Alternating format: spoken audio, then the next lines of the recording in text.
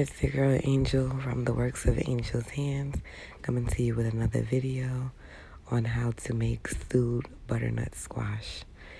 Here I'm going to show you how to cut and peel and cook your butternut squash. A simple recipe. So you're just going to cut it in half. Be very careful because it is hard to cut. You want to sort of insert your knife into the middle and then work your way around.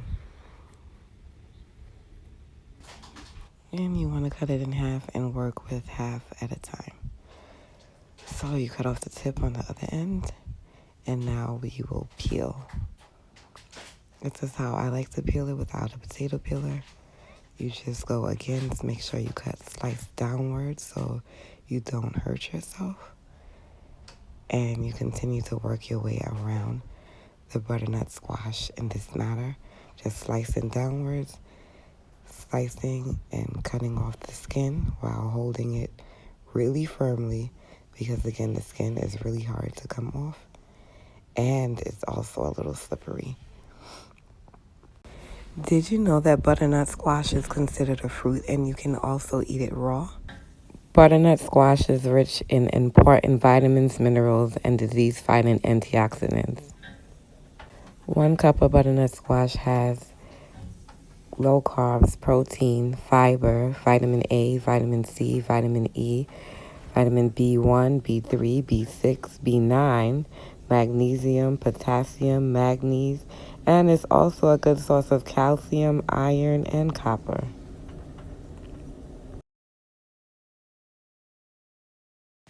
Now that we have washed and peeled our butternut squash, we're just going to cut it up to put it in the pot. So you're going to remove the inside, the guts, which has the seeds, and discard of those.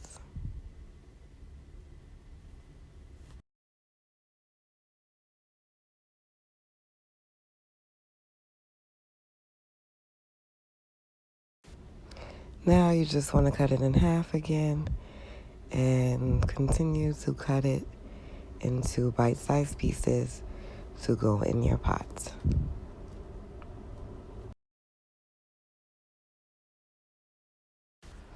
You want to cut all of your pieces about the same size so that they can cook evenly in the pot. I cut mine in 2 sizes, bigger and smaller, because I like some of it to cook down into kind of like mashed. And then I like some bigger, chunkier pieces due to texture.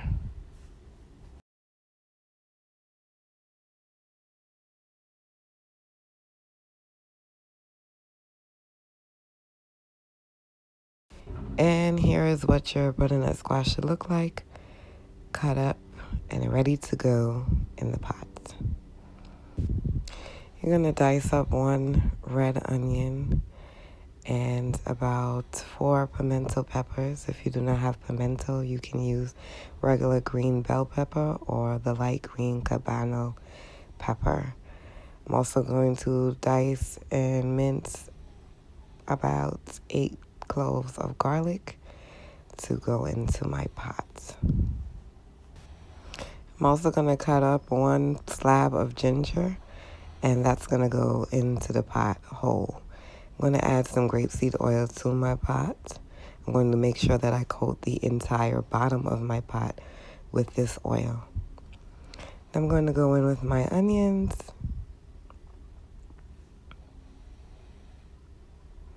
We're going to add that whole ginger. Do not dice it because we're going to then remove the ginger from the pot. We are just using the ginger to add some flavor at this point. I added in my pimentos. If you do not have pimentos, you can use cabano peppers or regular green bell peppers. I'm going to go in with the diced garlic. You want to add that in at this point because you add it in before, it will burn, and you do not want your garlic to burn. So you're going to let all these vegetables simmer for about 2 to 3 minutes. Then I'm going to add my frozen green seasoning cubes to there, about 3 teaspoons. Now I'm going to add in my butternut squash. you're going to add in 1 teaspoon of salt and 1 teaspoon of brown sugar.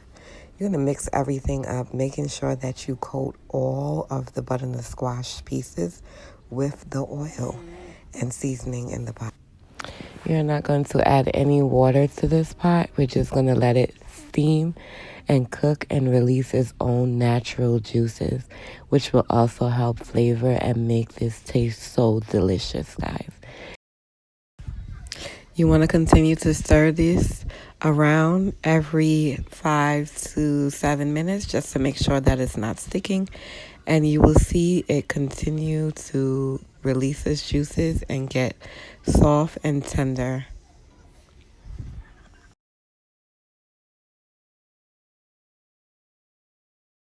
This is about 15 minutes of cooking. I'm going to add in about 1/4 teaspoon of roasted Geera seasoning to give it a nice flavor, and let that cook for about 5 more minutes. And this is how you should look when you're done and ready to eat.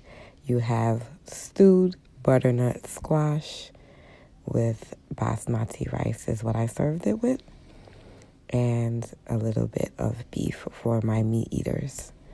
Thanks for watching. Please subscribe and like my channel. Click the bell for upcoming uploads so you never miss when I upload a new video. Shalom.